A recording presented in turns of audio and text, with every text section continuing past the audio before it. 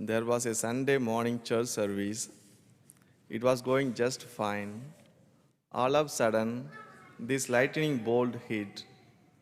When the smoke cleared, Satan himself was standing behind the podium. People panicked and ran out of the building as fast they could. Satan stood there with glee, but suddenly his mood changed when he noticed a woman sitting on the front row, just as calm she can be. He said, "Lady, do you know who I am?" She said, I sure do. He said, "Are you not afraid of me?" She said, "No, I am not." He said, "Why not?" She said, "Why should I be? For 30 years, I have been married to your brother." Just a joke.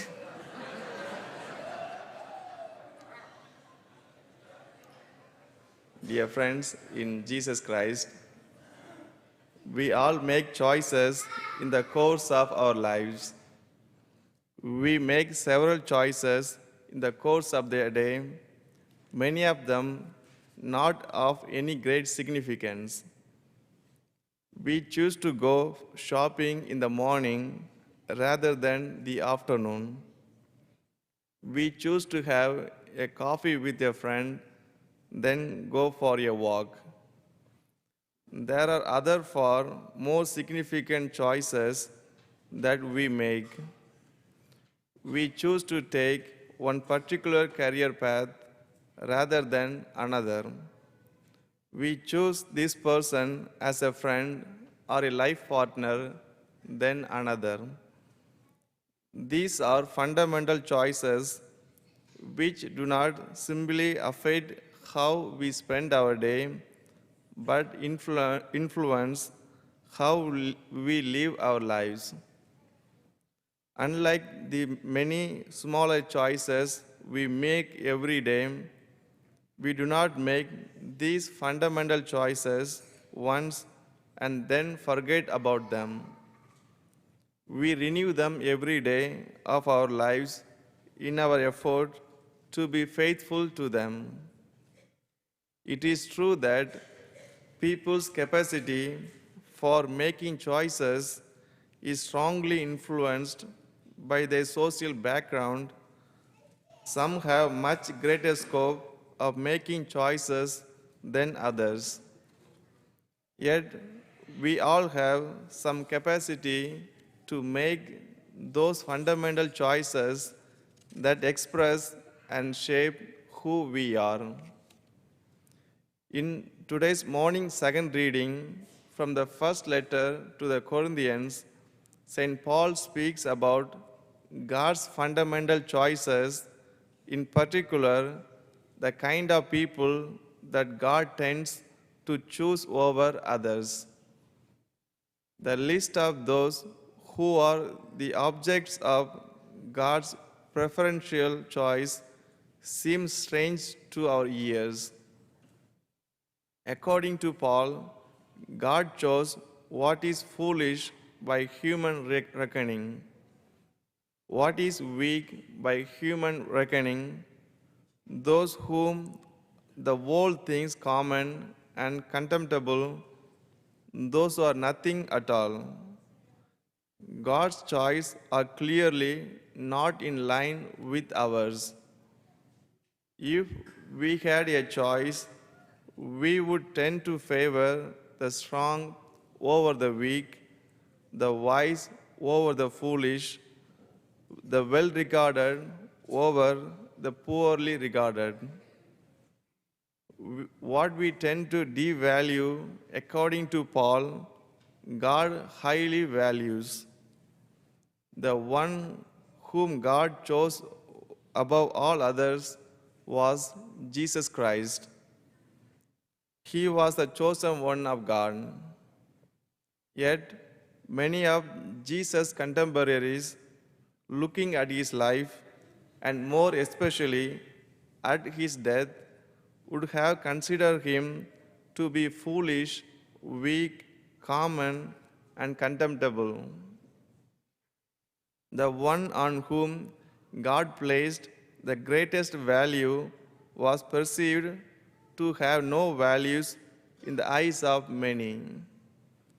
The prophet Isaiah, writing many hundreds of years before Paul, declared that God's ways are not our ways, and God's thoughts are not our thoughts. The way things look to us is not necessarily how they look to God. There are times in our lives when, because of certain painful experiences we have had, we might consider ourselves to be foolish, weak, and even contemptible.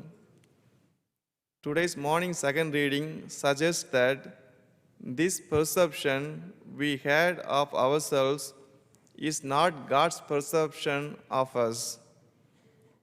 At the moment which we are most prone to reject ourselves, God can be choosing us and actively working in and through us. Times of brokenness can be grace-filled moments when God touches our lives in a very powerful way and fills us with His Holy Spirit. It has been said that cracks often let the light in, and the cracks in our own lives, our weaknesses, our foolish ways, can be opening for the Lord's light to come flooding into our own lives. In the course of the second letter he wrote to the Corinthians, St. Paul tells them that at a moment in his life when he felt broken, weak, and foolish, he heard the Lord say to him, "My grace is sufficient for you, for my power is made perfect in weakness." When all is going well in our lives, when we appear in our own eyes and in the eyes of others to be successful, to be wise, to be in control, we can sometimes make it difficult for God to choose us in any meaningful ways. God may be knocking on the door of our lives, but we are not really disposed to hearing that knock because we have no sense of our need of the one who is knocking at our door. In the gospel, it is precisely those who thought of themselves as wise and powerful who dismissed Jesus as weak and foolish. The message of the Beatitudes in today's gospel is in many ways similar to the message of Paul in second reading. In the Beatitudes, Jesus is revealing to us God's choice, God's preference. The 9 Beatitudes put before us not 9 different kind of people, but one kind of person seen from 9 different perspectives. The person described in the Beatitudes would not be considered particularly fortunate from a merely human perspective, from the perspective of the culture in which we live. The Beatitudes describe those who in their heart of hearts are aware of their poverty, who are fundamentally unsatisfied with the way things are, or who as a consequence mourn deeply, who are ready to be persecuted in their pursuit of God's justice. By the standards of the age, this would not necessarily be seen as a desirable life. Yet, Jesus declares that this is a life that God has chosen for us, and those who aspire to such a life are truly blessed and happy here and now.